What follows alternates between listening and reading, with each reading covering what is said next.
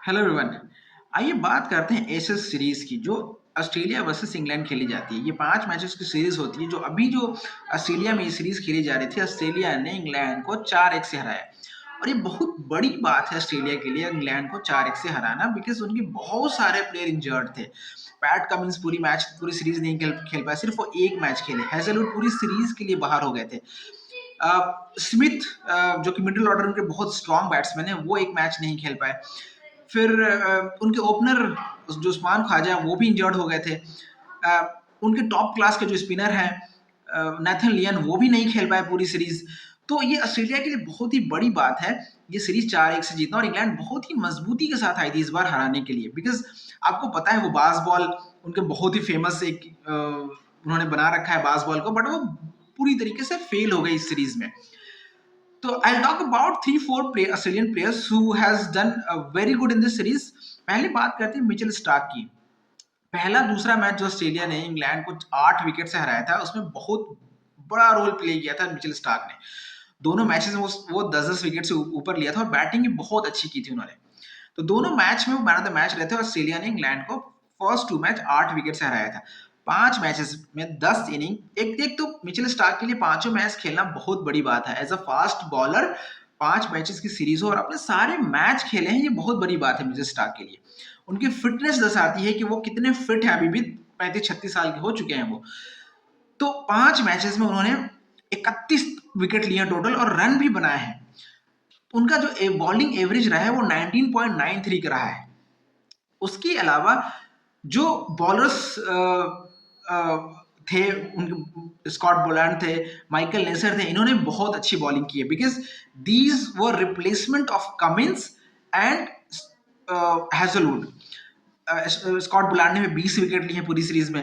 फिर मैं बात करूंगा माइकल नेसर की। उन्होंने 3 मैचेस में 15 विकेट लिए हैं। आप यकीन मारो, उनका जो बॉलिंग एवरेज है वो मिचेल स्टार्क से बेहतर है। मिचेल स्टार्क 19.94 का है और इनका 19.93 का एवरेज है। तो जो रिप्लेसमेंट जो बॉलर, उनके जो मेन बॉलर थे जो आए, उन्होंने भी बहुत अच्छी बॉलिंग की है। आप इसे समझ सकते हैं उनकी bench strength in terms of bowling department कितनी स्ट्रांग है। फिर मैं बात करूंगा हेड की। हेड उनके टेस्ट के ओपनर नहीं है। Usman Khawaja got injured and he got the opportunity to open. और जब ओपन करने का उनको चांस मिला, पहले इनिंग में उन्होंने सेंचुरी लगाई। टोटल 3 सेंचुरीज लगाई उन्होंने इस सीरीज में। और आपको पता है वो बहुत ही फास्ट खेलते हैं, अकेले दम पे वो मैच फिनिश करने का दम रखते हैं। 629 रन बनाए हैं, जो कि इस सीरीज का हाईएस्ट रन भी है किसी भी प्लेयर का। 629 रन टोटल बनाए इस सीरीज में 3 सेंचुरी के साथ। तो उस्मान सॉरी कुछ रिकॉर्ड्स बने हैं। एक तो रिकॉर्ड ये बना है कि जो रूट, जो कि इंग्लैंड के सबसे बेहतरीन one of the best test batsman है, वो आज तक ऑस्ट्रेलिया में एक भी सेंचुरी नहीं लगा पाए थे। इस सीरीज में उन्होंने 2 सेंचुरी लगाई है। तो एक रिकॉर्ड उन्होंने अपना रिकॉर्ड तोड़ा है, जो आज तक नहीं सेंचुरी लगाने का ऑस्ट्रेलियन की सरजमी पे। दूसरा जो रिकॉर्ड बना है वो ये है, 15 साल के बाद इंग्लैंड जो है ऑस्ट्रेलिया में कोई एक टेस्ट मैच जीती, जो बॉक्सिंग डे टेस्ट था, वो इंग्लैंड जीती थी 4 विकेट से। तीसरा मैच फिर ऑस्ट्रेलिया जीती थी 82 रन से। चौथा मैच इंग्लैंड जीती 4 विकेट से। और जो 5वां मैच हुआ था सिडनी में, जो लास्ट मैच हुआ था, उसमें ऑस्ट्रेलिया ने इंग्लैंड को 5 विकेट से हराया। तो 4-1 से सीरीज ऑस्ट्रेलिया जीती है। क्या बेहतरीन सीरीज रही है ऑस्ट्रेलिया के लिए। प्लस उनके जो बैट्समैन है उस्मान ख्वाजा, ये उनका लास्ट सीरीज था, तो उन्होंने टेस्ट क्रिकेट को अलविदा कहा है। And he was one of the best batsman, जो मैं बोलूँगा ऑस्ट्रेलिया के लिए थे।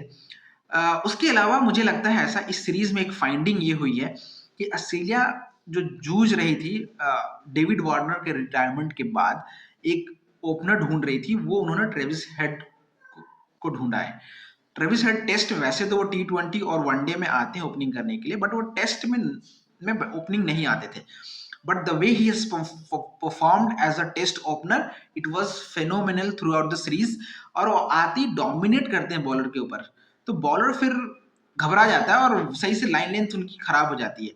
तो मुझे ऐसा लगता है ऑस्ट्रेलिया की एक फाइंडिंग थी, जो डेविड वार्नर के बाद उनको एक अच्छा ओपनर नहीं मिल रहा था, बट अभी भी ऑस्ट्रेलिया को एक और ओपनर खोजने की ज़रूरत है, बिकॉज़ वेदरहाल्ट अच्छी बैटिंग नहीं कर रहे हैं। एक हाफ सेंचुरी लगाई है, तो पहले 2 ओपनर की ज़रूरत थी, उस्मान ख्वाजा जा चुके हैं, तो एक हेड मिल गया उनको, अब दूसरे एक और बैट्समैन को ढूँढने की ज़रूरत है। तो ओवरऑल जो ऑस्ट्रेलिया की सीरीज़ थी वो बहुत अच्छी थी। आप बताएँ हमें कौन-सा टेस्ट आपको सबसे आपके लिए मज़ेदार रहा ऐसे सीरीज़? अ, आप हमें ज़रूर कमेंट में बताएँ, और अगर आपने अभी तक चैनल सब्सक्राइब नहीं किया है तो please requesting everybody to subscribe my channel.